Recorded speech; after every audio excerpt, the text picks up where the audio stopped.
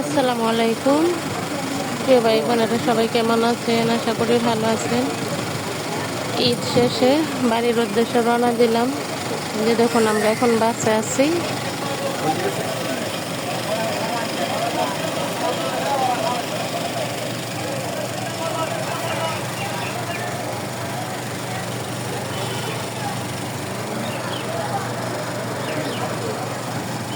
এখনো কিন্তু ভালো করে ফর্সা হয়নি।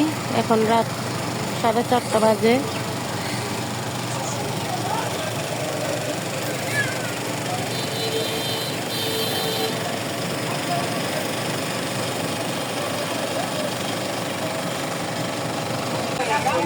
দেখুন, তালহা গিয়ে সকালবেলা কিনে আসছে আইসক্রিম,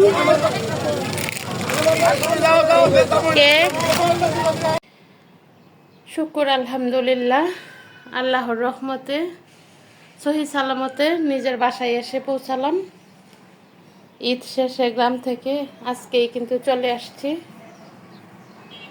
দেখুন, এসে একদম সব কিছু নোংরা হয়েছিল, সব আমি পরিষ্কার করেছি।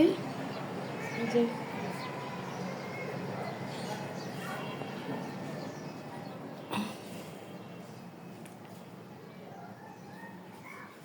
বাসায় আসছি ভালো কথা, বাসায় কিন্তু আরেকটাও বিপদ আছে। বাসায় গ্যাসও নেই, আমার রাইস কুকারও নষ্ট। আমরা কি খাবো টেনশন করতেছি। প্রায় 8টা বেজে গেছে, আমরা ভোরের গাড়িতে আসছি। যেখানে চিড়া ভিজাইলাম, আপাতত চিড়া দিয়ে নাস্তা করি।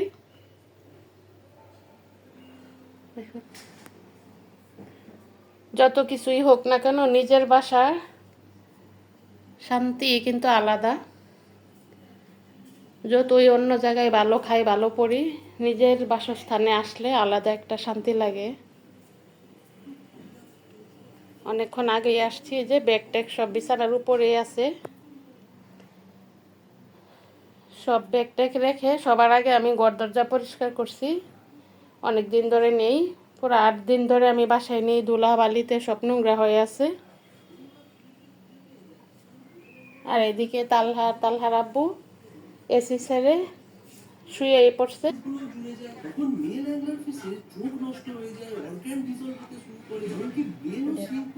তালহা শুয়ে শুয়ে টিভি দেখতেছে, তালহার আব্বু শুয়ে আছে। এমনিতেই তো তালহার আব্বু অসুস্থ, আর জার্নি করে আসছে, এসেই শুয়ে পড়ছে। এখন চিড়াটা আগে রেডি করে একটু দুধ আর চিনি দিয়ে মাখায়া খেয়ে ফেলি। সবাই ভালো থাকবেন, ভিডিওটা আর বড় করব না, সবাই দেখবেন। আসসালামু আলাইকুম।